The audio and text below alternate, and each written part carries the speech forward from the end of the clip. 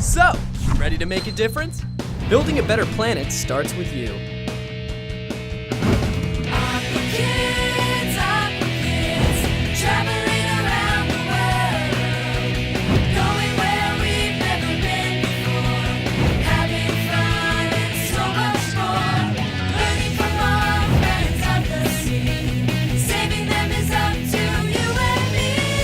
Aqua Kids. Hey guys, and welcome back to another fantastic episode of Aqua Kids. I'm Jeremiah. And I'm Andrew, and today we're in Pocahontas County in the beautiful mountains of West Virginia, along one of the tributaries to the Cheat River. And this area is an optimal location to find the third largest salamander in the world and the largest in North America. Wow. Andrew, do you know what it is? No, what is it? The Hellbender. Stream's moving pretty fast, Tom. A lot of turbidity. Yeah, it is. It's Well, hard, but we might be able to. You know, they're in there.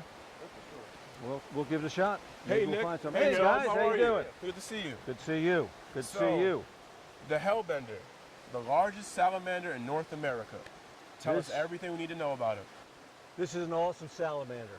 Potentially gets up to 29 inches in length. This salamander ranges from southern New York to northern Alabama. We're in West Virginia, and this is prime habitat.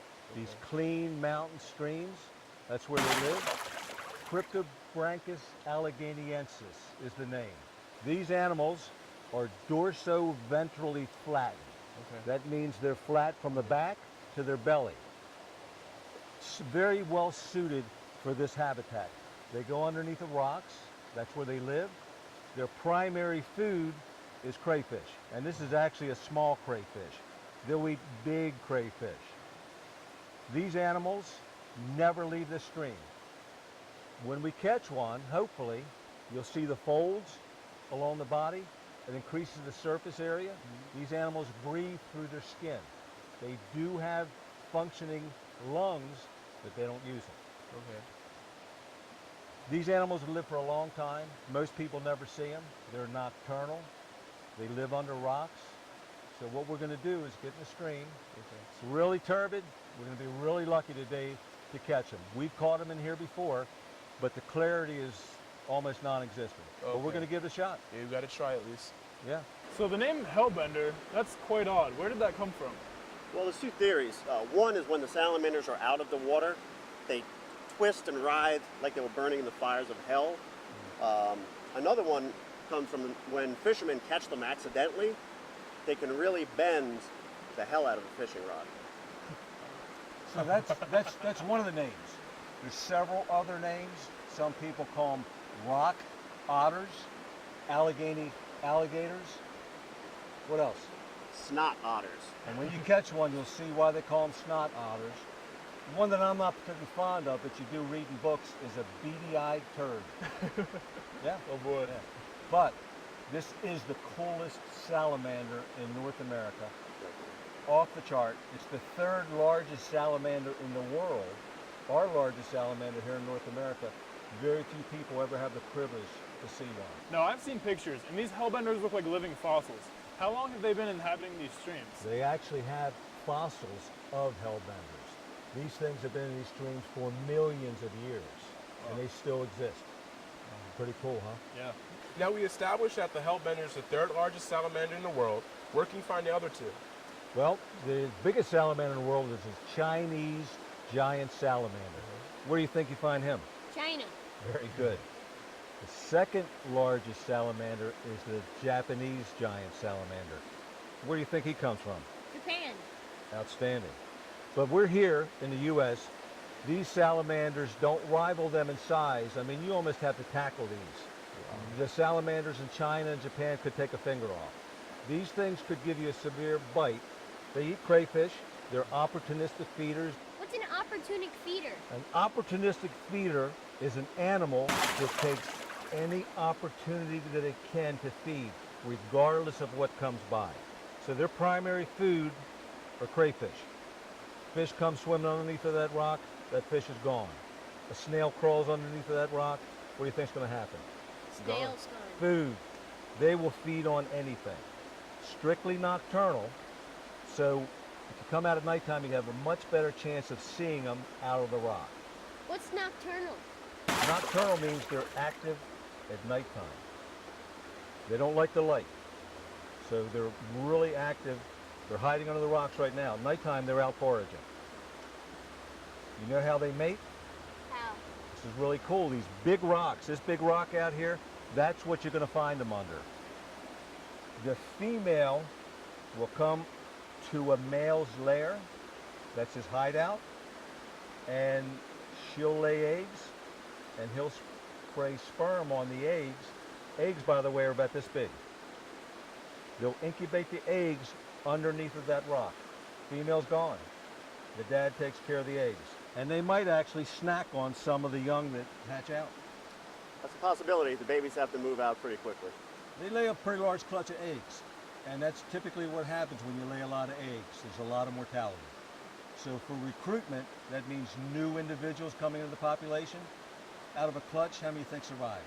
You're lucky if one makes it to adulthood. Exactly. Sometimes none. Now, Nick, why are these hellbenders endangered? As with all endangered animals, it's all about the habitat. This is a clean mountain stream. It's turbid right now because we had a torrential downpour for 3 or 4 days. Typically, this stream is crystal clear. Runoff is not an issue here. We're up in the mountains, not a lot of agriculture. Agriculture means both pesticides and silt coming in streams. This is a pristine environment. It's intact. The prey is here, good populations of prey fish and fish that they feed on. Everything that this animal needs is here. They used to be where we came from up in Maryland. Those streams have been destroyed. They've been rerouted, and it's just not suitable for hellbenders. This is a prime habitat for them that has not been destroyed. Well, thanks guys for all this background information, but I'm getting excited to catch one. So when we come back, we're gonna go catch some hellbenders. Now it's time for Aqua Quiz with your host, Drew Cruz.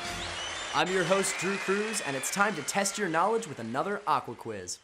The hellbender, also known as the hellbender salamander, is a species of aquatic giant salamander common to eastern North America. They're the third largest species of salamander in the world, growing to over 2 feet long and weighing over 4 pounds. Their closest relatives live in China and Japan. Which of these statements are false about the hellbenders? A, like other salamanders, they can regrow their limbs. B, they're loyal to their rocks. Hellbenders have been found under the exact same rocks year after year. C, they have lungs, but breathe completely through pores in their skin. Or D, fossil records date the existence of the hellbender to more than 160 million years ago. We'll have the slimy answer after the break. What? Slimy answer? Who writes this stuff? Aqua Kids will be right back. Welcome back to Aqua Kids.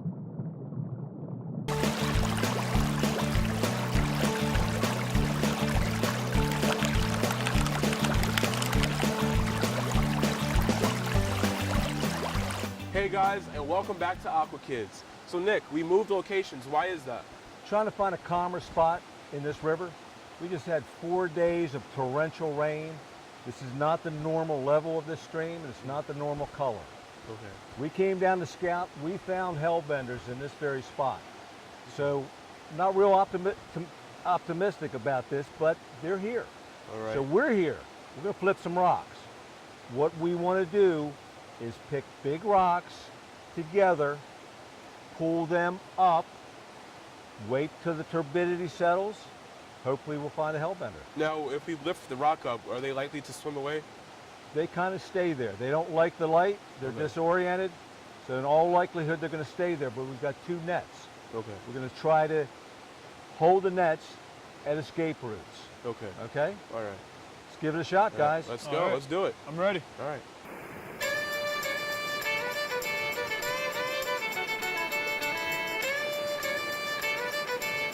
Okay, guys, let's start with this rock. It's undercut. Not my favorite place to look by the bank, but you never know. Let's start flipping some rocks. Gently, Real slow just and lift gentle. it up very slowly. Look on the side, see if anything's coming out. Gotta wait for the turbidity to settle. Just hold it right there. It's amazing how they'll just stay here. They're disoriented. They're nocturnal. So this light is not what they want. They'll hold right here. All right, guys, trust me, when we look for hellbenders, we flip a lot of rocks, hundreds of rocks. So let's keep on going. You do that, and I'll do this.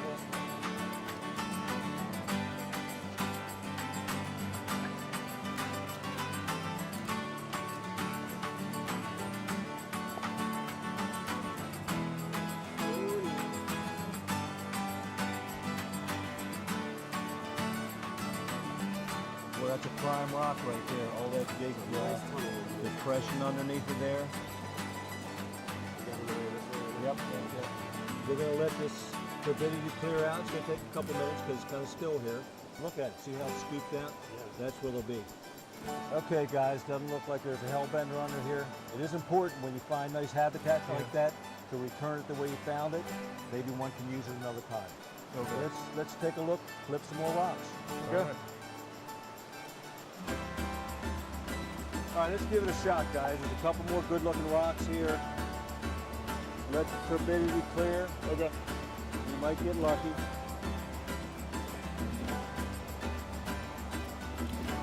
Guys, I'm not real hopeful we're going to find one today. This stream is moving really fast, very turbid.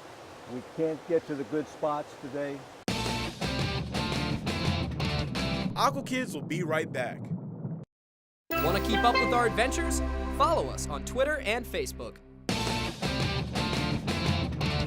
Welcome back to Aqua Kids. You know, it's really unfortunate you couldn't find a hellbender. Yeah, it's a little disappointing. Yeah. Well, wait. You and Tim were out here not too long ago. We came down to scout to see if we could find a good place to find hellbenders. We caught 3 of them right here. Oh. Let's have a look.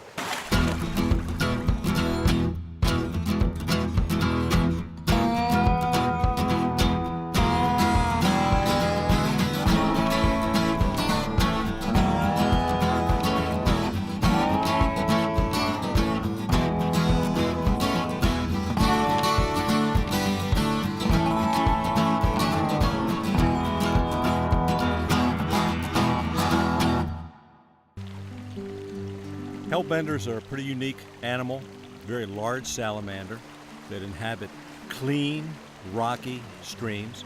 They're a great indicator species to let you know that you do have a healthy habitat. What we're going to do today is lift big rocks, many big rocks, hundreds of rocks, and if we get lucky, we may find a hellbender or two. This is what they're eating, crayfish, and you know, this guy would probably get your attention if he pinched you, and they're much bigger in here, and that's their primary food. Looks like the food is here. Where are the hellbenders? What do you got there, Nick? Well, we came down to West Virginia to get the hellbender, and we caught one, buddy. These things are absolutely awesome. It's the largest salamander in North America, and we've been flipping rocks all day long, and we got him. This is a gorgeous animal. He is aptly suited for the habitat here. Look how flattened he is. These things swim, they're nocturnal, and if they were to bite you, probably wouldn't be a good thing for your finger. But they have breathing lungs, but they actually don't use the lungs. They use this flap of skin. See this skin on the side? And it's kind of loose. It's called a dorsolateral skin fold, and they actually breathe oxygen out of the water through their skin. That's how they breathe underwater. Now these are protected, so we photograph them and of course let them loose right away. The eggs are very, very large, and they can lay up to 200 eggs under a rock.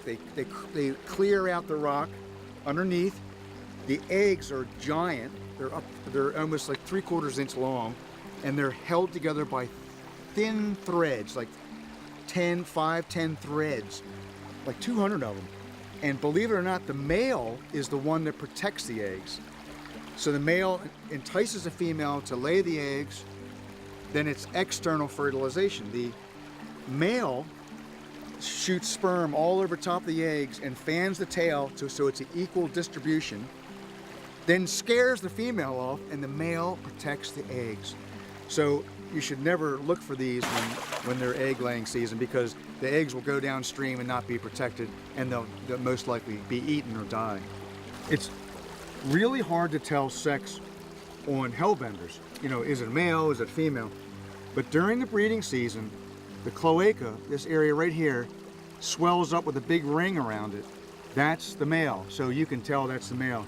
Right now, this is hard to tell.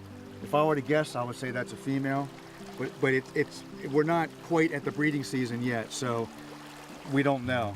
And again, you really don't want to disturb them during the breeding season. This is a fair-sized salamander, but this is by no means the extent of how big these guys get. These guys will get close to 3 feet. Can you imagine a salamander in the eastern part of the United States 3 feet long? This is impressive. When you show people this salamander, they can't believe that it actually could live in a small stream like this. But to get one that's full size, amazing. Average size is around 2 feet, but like Nick said, there's been many records 30 inches or more. Now there's 2 other salamanders in the world. One's a Japanese salamander and one's a Chinese salamander. They get much larger, you know, many feet, they're huge. But for North America, this is the king right here. This is the king salamander of North America.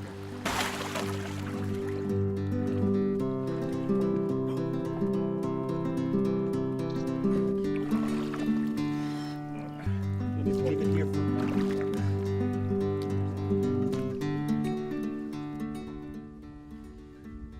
Look at the toes on this one compared to the one we got yesterday. Yeah, bright. Oh, this is beautiful. Bright Absolutely pink toes. beautiful. Their beady eyes, they don't have very good. Well, another name for these things, since you brought up beady eyes, is a beady-eyed turd. Straight up. Beady-eyed turd. Their eyesight's not the greatest, but their sense of smell is incredible. Well, They smell their food. They smell their food underwater, which is unbelievable. If you think about it, that's their habitat, underwater, under rocks. They come out at nighttime. So eyesight is secondary. All the lateral line, Yeah. I mean, that's how they make their living in here, eating crayfish. And hopefully Joe can get a shot on these teeth. They're phenomenal. Little cone-shaped razors. I think this is a little bit bigger than yesterday's. It's a big one. And we've been in a stream we hit it today. We've only been in here for about 15 minutes. And the rock that we lifted up, I don't know if you can see that, but that rock probably weighed about 400 pounds. Yeah. Up at the tip of that rock. This is how big the rock is. It's a real privilege to be able to see something like this. This is a privilege that most people don't get the opportunity to see, either through inclination or just sheer lack of luck, not being able to turn a rock. We spent hours yesterday, probably 5 hours. What do you think, Tim? Yeah, easy. And we turned up one. And today, hey, never been to this spot before. Looked great. We're in the habitat, and it was probably only the 100th rock that we turned over today, and here he is. Cryptobranchus. They're hidden gills. When they're younger, they actually have feathery gills, but they lose them. And some retain the gill slits, but they actually breathe through the sides of their skin, the flappy, loose skin on the sides called dorsolateral flaps. You can't appreciate how slimy this animal is. It's like grabbing a watermelon full of Vaseline in a swimming pool.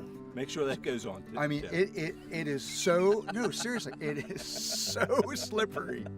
You could hardly hold on to them. Plus, they do have razor sharp teeth, but so you have to be careful. So you don't want to go noodling for them? No, going like this is not a good idea, especially when you're in the front end. A little bit. Sorry. Get the net down.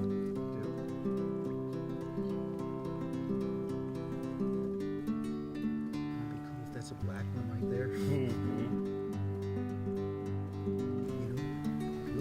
It is one. Seriously? It's right there. Oh, There. it is. Moving that way. Hey, look how dark it is. Oh my You got the net, God. Tim? You got the net? All right. He's in. He's in. He's in. Yeah, baby! We got him. We got him. Awesome, boys. You know, that didn't look like one because it was black. I know. Oh my God. Right, everyone clear? Clear. This is a beautiful black hellbender with orange toes. It goes to show the variability of this species. Well, it looks like you guys had a great time. We'll be right back. Hi, Drew here. For more information on today's show, go to aquakids.tv. Welcome back to Aqua Kids. Well, this wraps up another great episode. I want to thank everybody who contributed to today's show, and you, Nick and Tom, for taking us out and teaching us everything you guys know about Hellbenders. You know, we had fun, but you know what? We're going to come back when this water's clear, and we're going to catch some Hellbenders. I can't wait. Yeah, we look forward to it. Well, this isn't goodbye, because we'll see you right here next time on Aqua Kids.